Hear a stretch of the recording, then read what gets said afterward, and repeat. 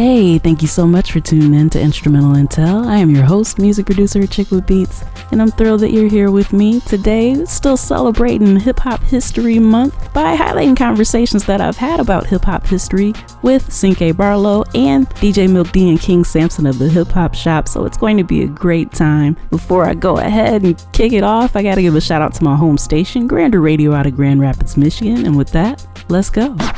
Hey, I'm a Chick with Beats, multi-genre music producer and strategist to indie artists and labels. Visit chickwithbeats.com for resources for artists and instrumentals in various genres available for songs, vlogs, blogs, podcasts, themes, TV, film, commercials, and more. Once again, that's chickwithbeats.com. That's ACHICKWITBEATZ.com. Let's make something happen. All right, thank you for listening to Instrumental Intel, and we have with us today, man, you've been a guest on my Music Marvel show in the past, and now it's great to have you actually on this show with your experience in the mental health field. You know, could you kind of introduce yourself and let everybody know who Pt.2 is, and share a little bit about your background in the profession and kind of your journey to becoming a therapist. Oh wow, I don't think we have enough time. First, thank you for having me on. My name is Pt.2 Barlow. I'm an LCSW, which is a licensed clinical social worker. Aside from doctor, PhD, about as high as you can go in the social work field. But I am going to be looking at the PhD in another field. But anyway, what got me into the field was it's been a journey. I think I've shared with many, and maybe briefly with you. It started with some personal stuff as a teen, personal mental health, and just some other personal struggles, that I overcame, in retrospect, looking back. Majority of the issues were resolved on the surface, like by my early 20s, which seems cool, but that was really just the beginning. Dealing with with the substance abuse and mental health stuff I was going through at the time. That was just the beginning. But embarked on a career that got to a point where I didn't really enjoyed it. And I really wanted to get into the mental health field. And as we were speaking before the show, I kind of dragged my feet as well.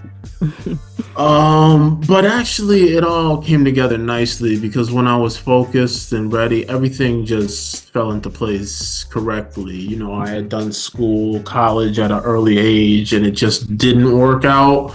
Because looking back, I really wasn't ready. I went back and got my bachelor's as an adult, and I was dead focused. I knew what I wanted, and things just fell into place. It wasn't easy, but things fell into place. Once I finished my grad program, worked in community health centers, worked for a nonprofit. Also 2 local hospitals here in Connecticut, and currently I work for a town municipality as the counseling coordinator for the youth in this particular town in Connecticut.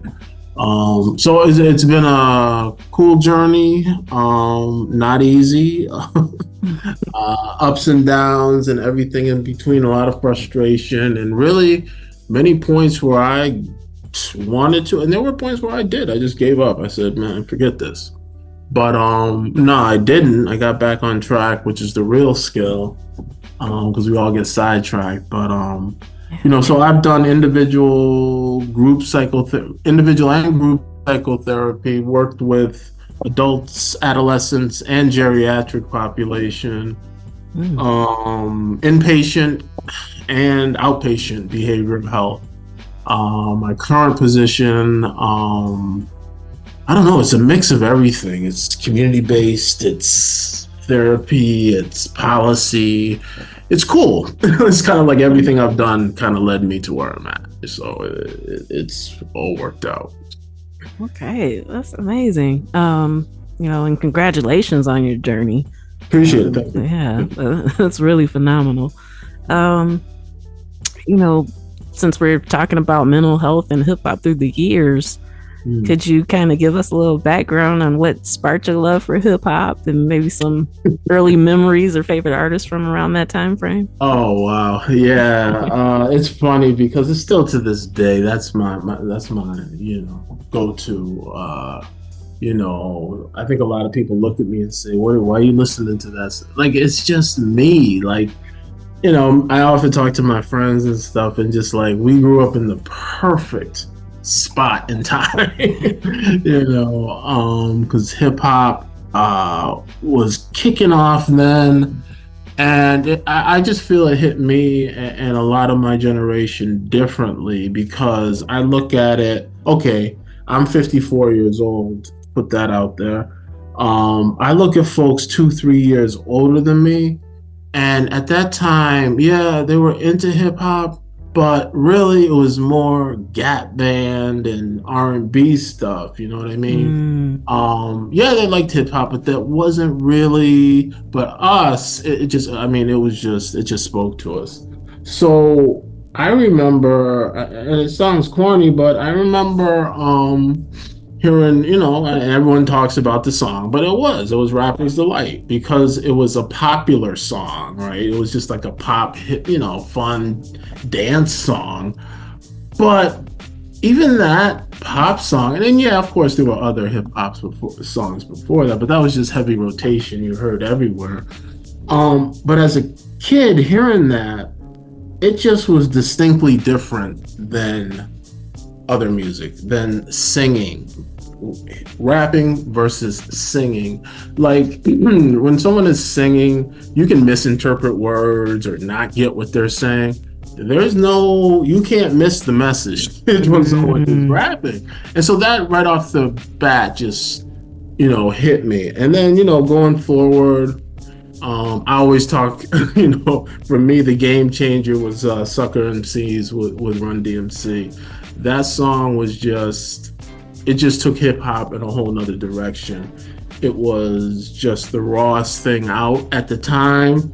And still, today, it still rocks, seriously.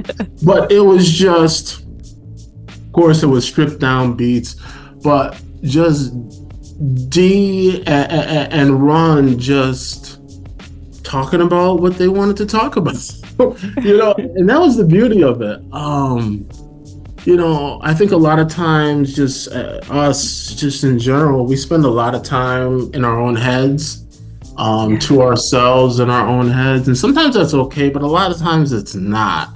And that's the beauty of hip hop, being able to express through words, beats, rhymes, your feelings, your thoughts, emotions, all that. But yeah, it began back in there, from DMC, and then everything like the LL, the late '80s, early '90s with Kane, BDP, all that stuff. So, and again, let me just frame it as I'm East Coast biased. I'm from Connecticut, so the Connecticut, New York, New Jersey, Philly. I'm East Coast biased. I got to put that out there. I do listen to everything, but primarily, I'm East Coast biased. In terms of I know that gets a really, really bad rap, but yep. I don't think that there's anything wrong with recognizing where it was born. Do you know what I mean? Like, I don't feel like somebody should be made to feel bad because they have a preference for where it originated in that particular sound. It doesn't mean that you don't like the other stuff. Right. It's just you have a preference, and I don't think that's a bad thing. Right. I just wanted to be clear on that. I do, so the songs, the artists I mentioned, I just don't want folks saying, well, why didn't you mention, well, this is me. This is where I grew up. This is what I favor. And you know what? Honestly speaking, you could sit there and read a list of everyone and somebody's still going to say, well, you didn't name So, I mean, I mean, it's always going to be that person until you block them, you know. And my block list is so long, but yeah. So, you know, just a little bit of background, you know, for anybody listening, that's actually how you and I connected on hip hop. And, you know, even though I do laugh at like the Google Plus memes and stuff, you know, but I will say, like, you're one of the highlights that came from that very limited era before they would have had to shut it down. But yeah, it was a very niche social media experiment. Google Plus. Yeah. Very, very small window of good stuff. Mostly music-wise, good stuff. Right. Yeah. There were a few circles that were actually worth something. Absolutely. But yeah, that's how you and I connected, you know, the love for hip hop and whatnot. So, you know, later I learned that you were in mental health. And so, you know, it just kind of made sense to have this conversation with you, especially, you know, with your background in mental health. How would you say that that's influenced your perspective on hip hop, especially with, you know, themes that kind of mirror struggle and empowerment or whatever may have occurred? You know, what are your thoughts on that? Yeah, exactly. I mean, everything you just said. It's always been comforting. I guess that's the key point. And why has it always been comfortably? Just everything you said, the empowerment, the storytelling, the themes of resilience, not giving up, keep pushing, being really down and out and about to give up, but no, you keep going. You know, social issues, you know, political, religious, just everything is in there, which is why I have such an affinity towards the art form.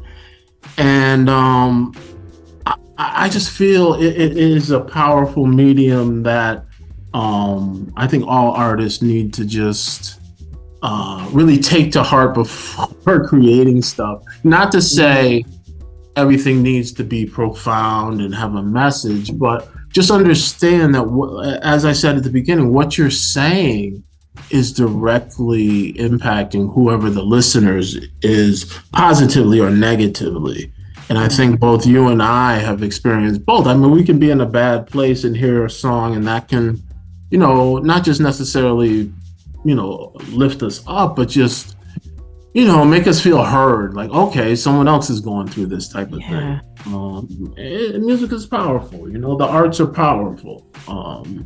And hip hop has always, for me, been kind of like a mirror at times. I identify with so much. I'm kind of a introvert, extrovert thing, whatever you want to say. No, I can be quiet, but I think a lot of stuff, you know, that's in hip hop, I think it's things I feel, I've thought. Sometimes I want to say, but don't. So I identify with so much, and I do listen to a wide variety of music outside of hip hop too. But you know, I always come. I mean, that's the number one. You see all my playlist. I look at all my playlists, but it's always, I look at my favorites list. It's always the hip hop updating. You know, okay, this week new list. It's always the hip hop. You know, so anyway. Yeah. You know, I've been admitting lately that, you know, it's been a certain era in my car just about every time I get into it. Every now and then I try to, you know, brush up on some new stuff and keep up with what's going on.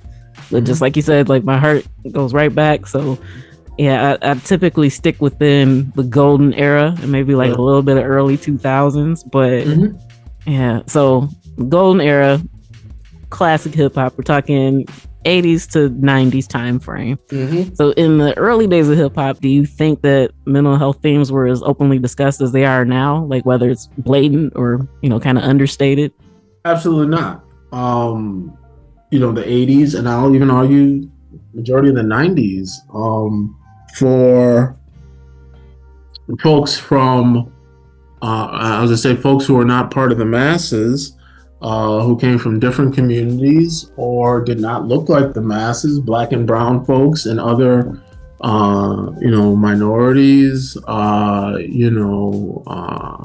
It was not something that was talked about.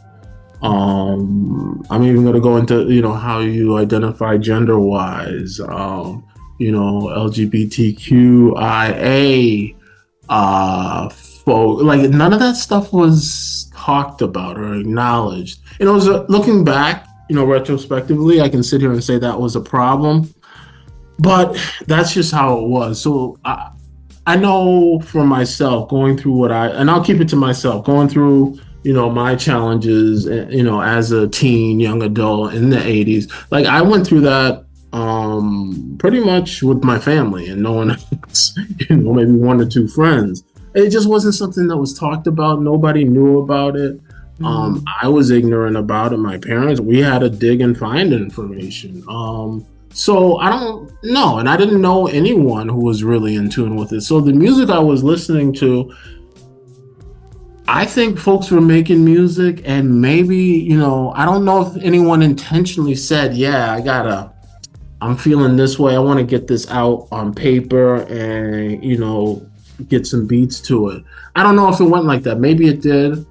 Because I know in the 80s, a lot of it, looking back, we just dealt with it however we could. And it wasn't always a healthy way, dealing with stress, anxiety. And then, there's other more serious mental health conditions, besides, and not that depression and anxiety aren't serious, but we get into, schizoaffective, schizophrenia, bipolar, all that. That's real stuff. And then if that was going on in the 80s, no one had any clue about that. The average layperson, you know what I mean? Right. So, it's a common thing with creative folks, with artists. There's a lot of struggles with mental health for various reasons, So no, to go back to what you said, no, absolutely. I don't feel like that was really focused on, just from what I heard. I could be wrong, but I don't know. What do you think? What are your impressions?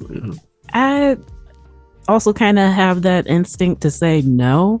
But then sometimes, when you think about bringing up Tupac and Biggie, because no matter who's listening, they know who they are. So, like they're kind of the first ones that come to mind when you think about some of their lyrics and some of their songs. They're telling you they're dealing with depression, but not saying it.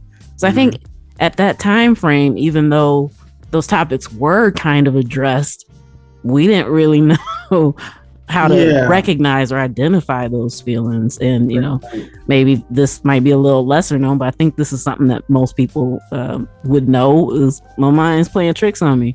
Like, I mean, Scarface basically laid out textbook, hey, this isn't cool, I'm having these thoughts because I feel guilty about this. So even though we rapped along, nodded our heads or whatever, I don't think that the awareness was on us that they were actually kind of dealing with mental health themes in some of these particular songs. I agree. I the last joint on Big's album, Suicidal Thought. Like, I remember when the album first came out, I went to the store, got it, played the whole joint, and that came on, and I was just like, wow. But I listened to that probably, I don't know why, it came on, probably 6 months ago. And I had heard it prior, but that's some heavy, like, real stuff. And, I remember, being that age and listening to it, I'm like, wow. But today, I guess through my journey and what I do for a profession, it just hit like a ton of bricks. I'm like, wow, Yeah. It's so many tears. Yeah. Like that song, Yeah.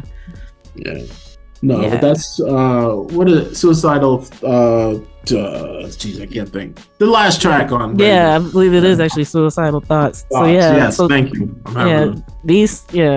So these songs were out there. We knew them. We knew these weren't good things, but I don't think at that time frame, that's just not what the environment was. Like, maybe he should see a mental health professional because that's not something we did. Yeah.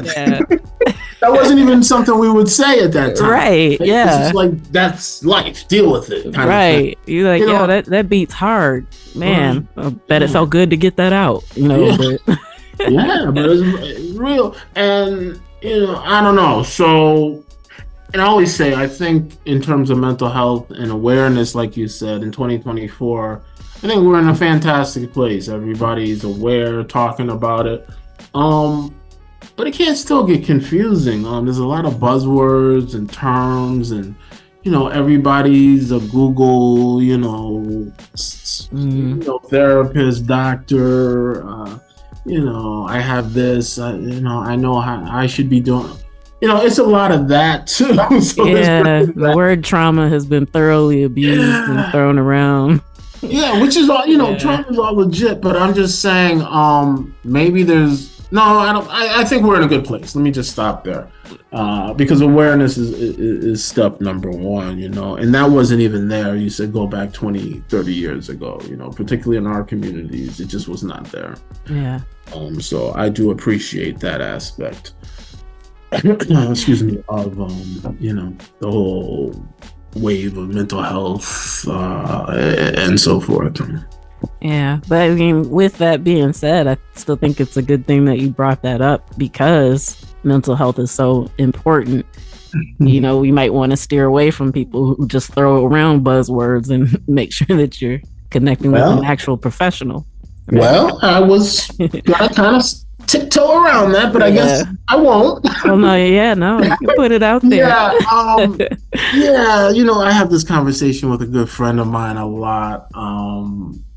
And it's great that the awareness is out there, but I just, you really got to look at the source, because it goes from one thing, from being, an opinion, something, you've read or seen, but really just, I just say, check your references. Look who's giving you that information, and it's really important because, unfortunately, I've seen a lot of folks putting out, different monikers or titles, and it's really like,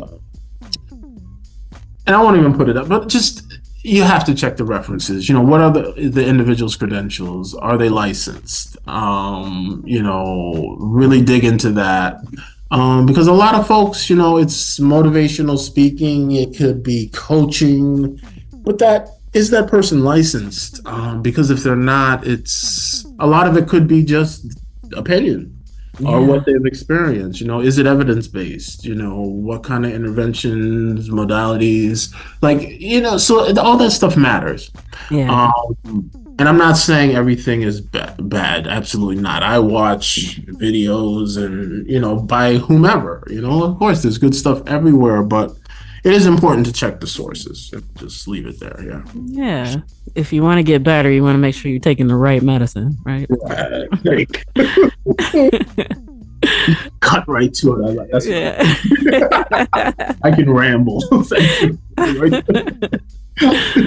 Hey, no, we here to chat about it though. So so we talked about golden era, the kind of transition period. What would you say that was like? So like from the 2000s to 2010s, did you kind of notice any mental health themes evolving or changing within the culture around that time? From 2000 to like the 2000s to 2010s. Yeah, that was a weird period. Like I was I'm gonna be honest, I was kind of disheartened with some of the stuff, and I was kind of there were certain artists I paid attention to, and then I didn't pay attention to everything. Like a lot of the popular stuff I wasn't feeling. I think the 2000s were a really good period for music. It had already expanded. It got polished up, cleaned up. It was everywhere. You walk in the store, you hear jingles and all that stuff. The stuff I was listening to, yeah, there was still, there's always a consciousness to it. Some real stuff happening. I don't know. And part of it was just, I guess, where I was at during that period of time. Yeah. I didn't like, and I'm just gonna be honest, I didn't like or enjoy a lot of like the quote unquote, like party, have a good time, club type of music, which is cool. Like that's great stuff. But I just wasn't in that space at that time. Well, I So feel like, yeah, from especially in the 2010s, a lot of party club music wasn't what we identified as party club music, mhm, before that era. So, like, mhm, it really slowed down. It might mhm, have like a nice hi hat for you to bounce to or something, but yeah, music started mhm, getting really slow. yeah, And that's what DJs were spinning. Like, it was kind of, I don't know, it was yeah. a unique era. Yeah, so I don't. That's why it was kind of like yeah, there was definitely good stuff, but to me, it was a very small kind of a few artists I paid attention to. Yeah, that's why I said like the main street, the big stuff. And I feel I'm like there always go ahead, sorry. Yeah, I feel like there were a lot of themes in the 2010s that either outright mentioned or just alluded to a lot of, like class A type drug use Mhm, openly. And so, like, I feel like there were a lot of themes, but not necessarily, again, one of those things that people should be like, oh, yeah. hey, maybe you should see someone about this. It's just kind of like, oh man, they really opened up on that song. Yeah, talk Where, about one. Give me an artist like that you because I'm drawing a blank here. Like, man, okay, um, how about Kendrick Lamar's okay, swimming pools, for hmm, example? okay, hmm, And honestly, I wasn't listening to a whole lot of mainstream around that time frame, but that was one of the ones that broke through. And I'm like, hey, this is kind of nice. yeah, Pull up, drink, sit down, drink. Like it's basically, yeah, that's the whole essence of the song. And don't get me wrong, like it's a jam, but yeah, I wasn't listening to it like, oh dang, he should talk to somebody. you know? no, it still was yeah, still. I mean, the awareness was better then, right? Yeah. Still, and you bring up the theme too of just substance use, and it's not just hip hop, but as you said, things kind of started to progress as we go on, and then into the into the heavier quote unquote substances and so forth. Yeah, because I know for a while they were calling some stuff like Xan rap, like towards the end of yeah, the 2010s, so yeah. uh, Yeah. It was interesting. I just had to like think real quick. Like one thing that kind of not spun me out of, but there were certain albums that really hit me, and it wasn't. I just I had to get the exact year. It wasn't 2010. It was 2011. It dropped. The album "Undone" by The Roots, to me a phenomenal album by them. It was a concept album, and just I know it missed a lot. I don't know. Folks I knew didn't really dig it, and I guess I kind of get that because for me that album has to be listened to start to beginning. You can't skip tracks. There's no really, you just can't. Anyway, so that album for me was really a great experience. If I remember correctly, it came out. I know it had to be winter or late fall. I can't remember exactly, but that was a great experience. And I say experience because that album just took me places sonically and emotionally, spiritually. I looked at it when it came out. They explained the concept, of but just listening to it was just phenomenal, and that just took me on a journey just through, all stages of an individual's life, and to jump back, as I do a lot Resilience and everything in hip hop. Like my all-time, one of my all-time favorite like motivational hip hop songs was "The Planet" by Gangstar. Right, Mm. that song when "Hard to Earn" dropped was the first song on that just not just hip hop song, but it just hit me. And that song has always been like a mantra for me. I'm gonna make it. That whole song, just talking about how an individual, decides to stop staying stagnant and hey, I'm gonna go out on my own. And then the song just talks about all the trials and tribulations Guru went through on his way.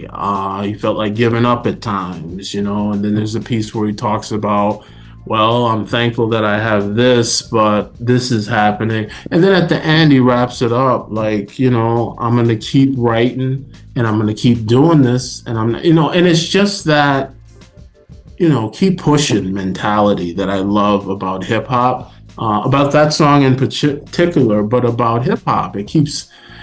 Good hip hop just pushes us, the community forward. It's inspiring, it's uplifting. It can be. And when I say uplifting, it doesn't mean like we need to be singing, but it can put us in a conscious mind state, a good place. That's all. Yeah. Well, since you said that and looking at the clock kind of winding down, can you give us a few, or, even if it's just one or a couple, so I don't want to limit you in that way, but what are some hip hop songs that instantly put you in a good mood? Like, no matter what you got going on, you pop these songs on, you good to go. Stuck in traffic, people blowing, what you putting on? Yeah, really, not anything, but a lot of Tribe Called Quest. Particularly the first, People's Instinctive Travels. Yes. I love Youthful Expression. That's my joint. That whole album, though, really, a lot of any of the native tongues, Jungle. Oh man, and I just, I think everyone knows my affinity for De La Soul. They can do no wrong by me. You know what I mean? Yeah. So, and that's, and again, they're timeless. I mean, they just have been consistent with it. It's really cool watching them go through everything because they're around the same age, as myself. So watching that, that group just go through everything. And rest in peace, Dave. Everything that happened with De La is just like, again, that's kind of, I see that as a reflection of me, and I think everybody can identify with just being young and full of ideas, and then being hit with reality, and then trying to figure things out. Yeah. But any of that, what else? I don't know. There's just so much, and I just had a whole playlist I listened to on my way home, and I can't even think of a song. But I always go back to hip hop. A lot of that era, even newer stuff. I like. I'm a big. It's interesting now. Today's stuff. I'm more into producers than artists. So I follow a producer. Like I'll follow, of course, Alchemist, all the stuff he does, like Apollo Brown, all the stuff he does. And I know I'm missing a bunch of people, but I think for me today, it's easier and more effective to follow producers in today's music. Because, I come from a place where I used to be so locked into groups and bands, and that's really gone away. It's like all these singles and stuff. So I really find that if I latch on to a producer that catches my ear, I get exposed to some good stuff. That's just an excellent perspective. I have both DJ Milk D and King Samson of the Hip Hop Shop on Yerp Radio in the virtual building. How y'all feeling? Feeling good. Thank you for having us. Excellent. I'm really glad that you could come. DJ Milk D, you've actually got rare status. You're the first returning guest to Instrumental Intel, because the original interview, then Rooted Sounds, and now the Hip Hop Shop. So yeah, I'd love to hear about how you guys came up with it and kind of the idea and passion behind it. Well, I'm gonna let King Samson start with that answer. He is kind of the fire starter for the Hip Hop Shop. So take it away, King Samson. Well, basically, Milk had his radio station, and I've been trying to get on it for a while, and it wasn't a good time. And basically, he finally came up to me and says, "Oh, if you want to do something, you could do something for an hour." And I was thinking about it. I'm like, okay, so I could do a full hour, and how I'm going to fill this time. I'm not a talker, so I ought to DJ and not say a word for a full hour. I said, for a radio station, that's not really good. So I kicked the idea to him. I said, why don't we do a hip hop show together? Just me and you. And he's like, how's that going to work? And I'm like, we'll work it out. We'll figure it out. Like, it's not a big deal. It's like, we love doing this, so let's do it together, and maybe we could come up with something. And, he liked the idea. I bounced some ideas off of him, and he bounced ideas off of me, and then we came to the conclusion of the show. And we didn't know what to call it, and we ended up calling it the Hip Hop Shop. And he liked it, and we ran with it ever since. Okay, well, it's really dope. I appreciate being a guest on it. I had a great time. And so, I actually caught the first episode before the one that I was a guest on. And I'm like, man, they're really on to something. Like, just the way that it sounded, the way that it flowed was so smooth. I love the way you guys interact with each other. So yeah, how did you guys actually come to knowing each other and kind of getting that groove that you guys got going? Go ahead, Mel, tell them. Well, Chickwood Beats and all the listeners out there, me and King Samson are big kids. And when I say big kids at heart, but also we were into video games. And there was this one particular video game, shout out to PlayStation, especially SOCOM. You need to bring that back. Speaking of that, but there was a game called SOCOM, which is like Call of Duty. So SOCOM kind of kicked Call of Duty off. And it's a third-person shooting game, and the game consists of teamwork.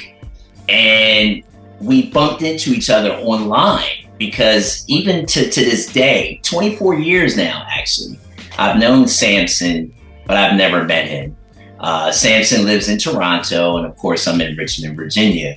But on this video game, it brought us together through another mutual friend. I'm gonna shout him out, Al Lowe, our brother, aka Shaolin Soldier.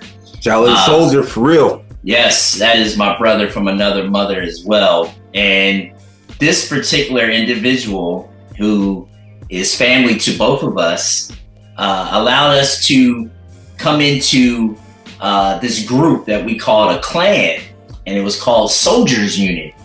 So all of us had these names, and we had tags to ID us as a team or a clan. And we were rocking. We'll meet up every Tuesday, Thursday, or Sundays, or whatever the case may be. It was Sundays and Wednesdays. Sundays and Wednesdays, that's right. And it was probably 20 of us at Chickwood Beats from all around the world. And shout out to XXI. Oh yeah, we got to give Grassy Knoll and Ski Mask. Amen. Ski Mask. Yep. Rainman. You gotta give Rain. Flip Soldier. Flip. R.I.P. R.I.P. Yep. Red Soldier. Red Light. Yep. There's a bunch of us. Yeah. I was called No Limit Soldier. My son was Little Limit Soldier. I even brought my son in there. That's adorable. We had a toy soldier, a wooden soldier. Sofrito soldier. It was so many soldiers, but there was one soldier we got to shout out, and that is Method Man. And his name on there 99 Soldier was 99 Soldier. And Shaolin, aka Allo, CEO of Trigger 9 Productions, shout out to his label, brought us into the room with Meth, and he never said in the beginning who he was, but that raspy voice, we were like, is that Meth? So to speed up the story, it was really him, and we've met him multiple times. Like, I've been on stage with him, not performing, but in the background. You know, he'd throw water on me and, you know, and give me love and all that stuff. But me and Samson have never met. So one day we're going to do a reunion, get all the soldiers together. Met Redman and Street Life. I mean, it's crazy. So we've met, but we haven't met, and it's going to happen. Technology today is just amazing, as we all know.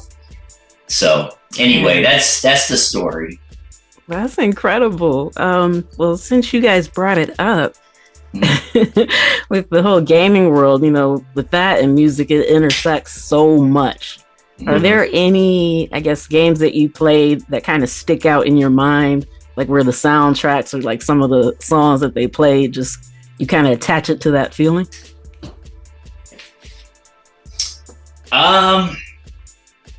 I mean, Grand Theft Auto always had the best music. Yeah, I mean, that hip hop, I mean, it would be Cypress Hill, and I mean, who cares about the profanity? You know, they were dropping it. They had different stations, so you could, if you, depending on your feel, mood. Yep. So I always had it on the hip hop R&B station, but you know, there was the rock station. There was a whole bunch of different stations, and they had some good tracks. Like a lot of the hip hop that they had, I enjoyed, and I kind of looked out and I kept that in my catalogs of listening to. Like Sean P was on that, and like, yo, I'm a Sean P fan forever. So, you know, I had that on a repeat. Yeah, this pen game was phenomenal. Yeah. Yep.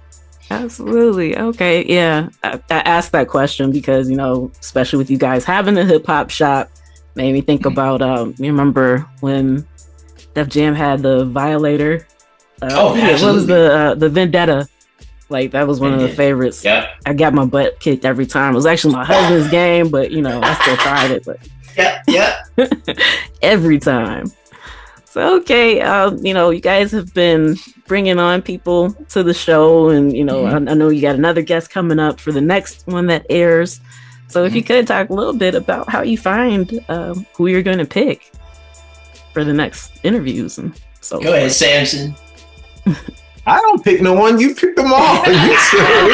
You'll call me up. Honestly, honestly, the first couple it's because we're new and everything like that. We're reaching out to people who we know, people in the industry that we know and that be interesting, that will have some interesting stories and whatnot. Basically, we're open to interview anyone, but right now, because we're just starting and we're just trying to get our feet wet, we're reaching out to people who we know, and hopefully they would tell their friends, and maybe they would introduce us to new people, and we just keep on moving in that length. Okay, that makes sense. I had to ask the question just because the majority of the listeners of Instrumental Intel are artists or creatives in some way, shape, or form. So, you know, it's always good to have exposure. But yeah, I get what you mean about, you know, just reaching out to people that you know is usually the safest bet. Because I've had situations on other shows before where, you know, maybe the PR person reached out, and then, you know, you have the conversation. It's just like, whoa, where did you come from? So yeah, it's important to kind of be able to do that vetting, if you will. Yeah, and it's been a blessing to a chick with beats, because, like, for example, I do know you, but you're also a dope artist and producer. So the guests that we've had so far, I've known, but they're also dope. So I feel like it has really been easy. So like Samson said, you know, we reached out to people we know first, but I'm hoping the listeners from the hip hop shop, or even like you said on your show, will inquire, because I feel like we're onto something. Even you said that. Absolutely. And when you do what you love, when you do what you love, it never feels like work. And Samson and I are having a blast. And just like what you do on your show, you have fun, you know, and I feel like this is something Samson and I could keep doing for a while. Yeah. Because you're definitely filling a void. There are hip hop shows and podcasts, but they're not doing what you guys are doing. So that's why I say it. And I've had to say it publicly as well, you know, just to let people know, like, yeah, you guys are onto something special. Thank you. Yeah. So I know I'm trying to not get mixed up on where we've had these conversations since we've connected multiple times. Mm-hmm. But who were some of your musical influences? I can tell by, you know, listening to the show.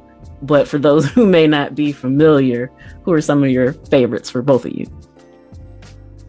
Go ahead, Samson, you first. My favorite influence is EPMD, Ooh. Helter Skelter. I'm a big Sean P fan. There's certain hip hop that just jives to me. So I don't want to go down the list of names and everything, but foremost it's EPMD, Helter Skelter. That's where it is. When I was younger, it was Big Daddy Kane. You know, I was into the dancing, scoop and scrap and whatnot and stuff like that. So anything with the upbeat, I'm really into. I'm a 90s fanatic. That is where I reside most of the time. I love that. I might have to borrow that. Because I tell people all the time, it's still the 90s in my car most of the time. But yeah, that's where you reside. I feel you on that. Well, I'm an 80s guy. Of course, I'm a lot older than you guys. And you're 1 year. Stop it. Oh, man, I feel like I'm 10. But I mean, I feel great. But Run DMC is my favorite all-time hip-hop group. To this day, I still wear Adidas shell toes. I really just clung to them, and I still play their music today. Old school Africa Bambaataa, you know, Soul Sonic Force back in the day was monumental as well. I was a break dancer, learning how to DJ. You know, playing stuff like It's Time and FRESH, all that old school stuff really made me fall in love with hip hop. 90s, it has to be A Tribe Called Quest. I loved like De La Soul. I liked, you know, the that whole movement. What is that movement? With De La. Thank you. It was like I was getting a mind body. The Native Tongue movement. I was so into that. You know, I'm thinking De La Soul, Saturdays, Me, Myself, and I. You know, Potholes in My Life. I mean, I can go on and on. But I was way too young to like Buddy the way I did. I'm gonna go ahead and say that. Oh, that is funny. But yes, My Buddy. Oh my gosh, yes. Oh my goodness, yes. That's a classic.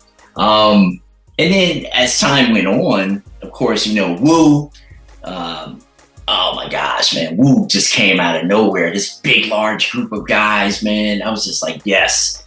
The West Coast, you know, Dre, Snoop, Mac 10, Cube.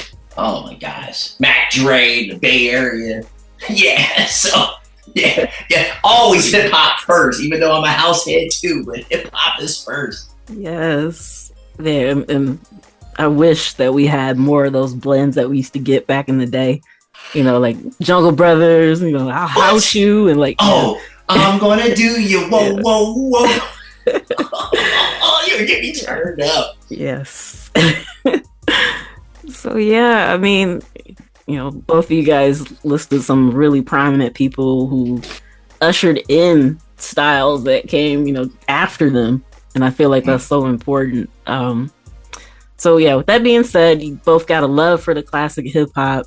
Kind of where do you envision things going? Because lately, there have been a lot of people that have returned. They're putting out new singles, new albums. Do you think that we'll kind of get that shift back to where we still kind of have some of those vibes? I mean, of course, it's not going to make us feel like how we felt back then. but I kind of feel like there might be a renaissance where everything's kind of re-emerging again. What do you think about that? If it happens, it happens. Everything's on a wheel, right? Everything comes back. Will it come back how it was? Never again. Right. We live that. The kids want to push it to their own things. That's their business. I could respect them if they do it, but is it going to make them money? I don't know. How things are going, everything is cookie cutter. You're gonna, they want the violence, they want the flashy girls, they want all that. They think that's hip hop, and that's only hip hop. It wasn't, because if the same way that people say this is hip hop, I could show you hip hop where guys and girls were together and they were fully clothed and having fun. Yeah. We just talk about Buddy. That whole video with like Latifah, everyone was they had clothes on and they were just having fun. They were talking about sexual stuff, but they were clothes. They look at De La Soul with Saturday. You're telling me that girls were popping in their hoochie and carrying on, and guys were no, it was guys and girls, and they were roller skating and having fun. Right. So facts. Yeah. Will it come back? I don't think it left us. We got older and we have to dig harder for it. Yeah. I remember the first time I actually listened to Little Brother, and I thought hip hop was dead until I heard Little Brother. And I found out they had a whole bunch of albums that I never heard of. And the reason why is because I got busier. I was working. I was trying to get things together. I had no time to sit down and dissect music, but my friend put me onto something, and that showed me that it's always going to be there, but unfortunately you have to dig for it. It's like the old time. Remember back in the days in the 80s, hip hop wasn't prevalent like this. You had to dig for it, and we did that to get it, and we loved it more.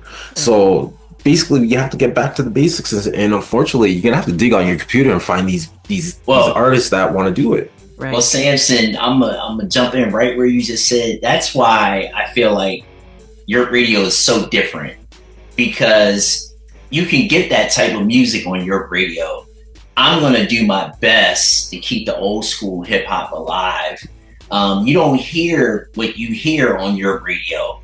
Like I there's so many internet radio stations out there. Okay, kudos to all of them. But I feel like your radio is different, because I'm going to play that stuff you just don't hear anymore. And now, I'm going to start doing the late night editions where I'm going to have some underground, meaning when I say underground, let me rephrase that. It's going to be not censored. I'm going to play the originals. There will be an underground to help independent artists, but I'm going to be playing the original NWA 2 Live Crew at a certain hour. But Samson, you are spot on what you said.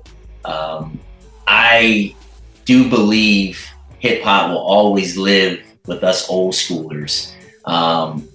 You got LL, who's still around putting out music. Big ups to LL. Of course, Meth and Red, those guys, man, are still putting stuff out. Muddy Water too.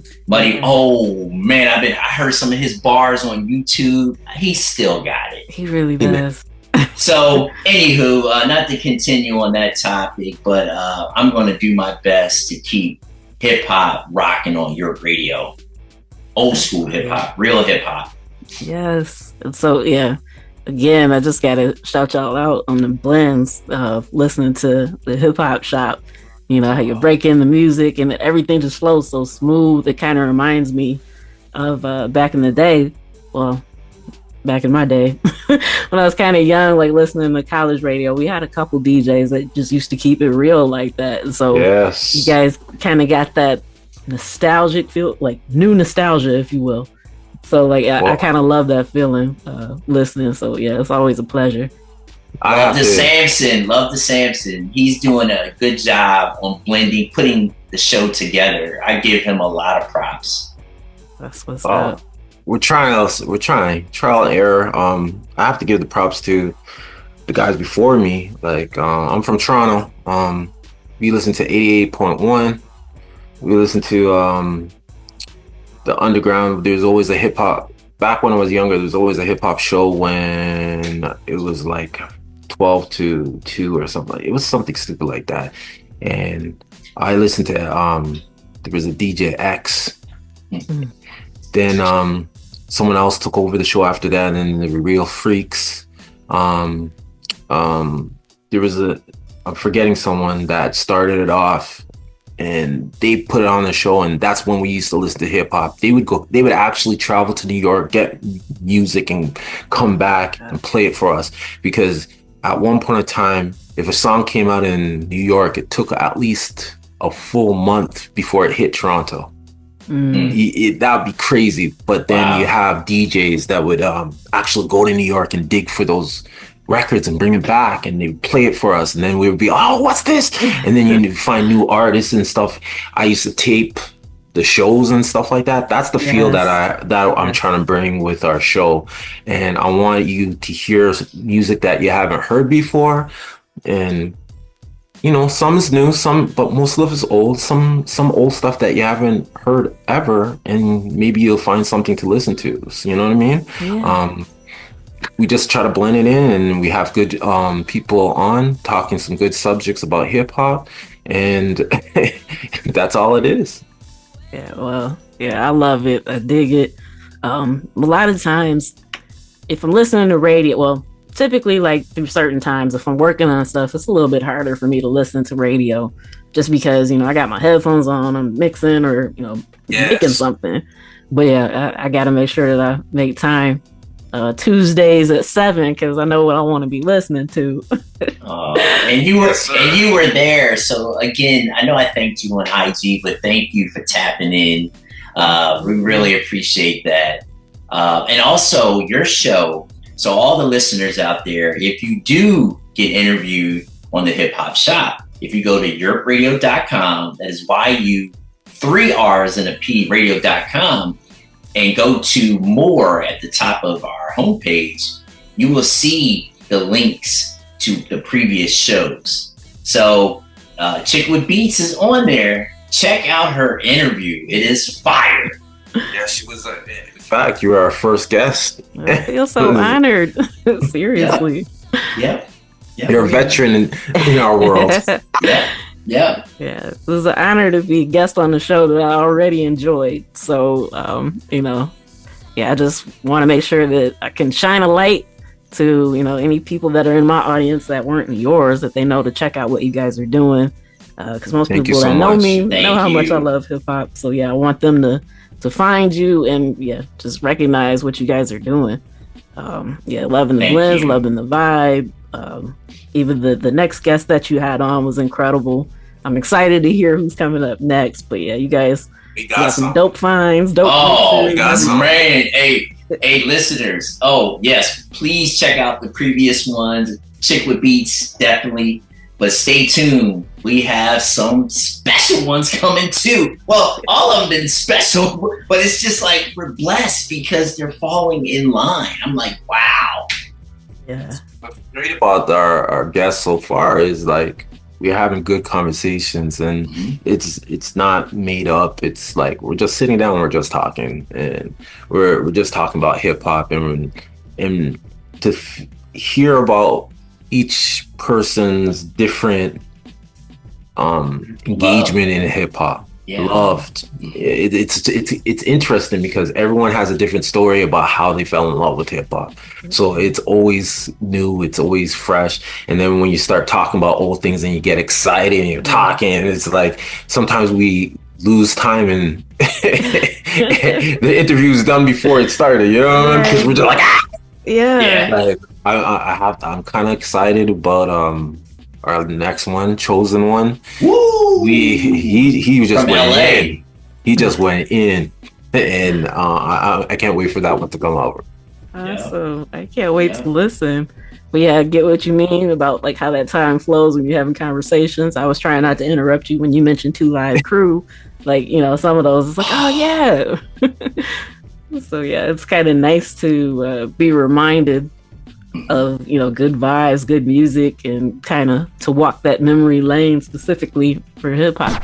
All right, and that's a wrap for this episode of Instrumental Intel. I've been your host, music producer Chick with Beats, and I want to thank you for tuning in. Once again, as always, I appreciate the guests for coming on and sharing their insights. And I'd like to thank my home station, Grander Radio, out of Grand Rapids, Michigan. Make sure you come back next week. I got more goodness lined up for you. So till next time, you know where to find me. Tune in, tell a friend, and I'll see you then. Peace.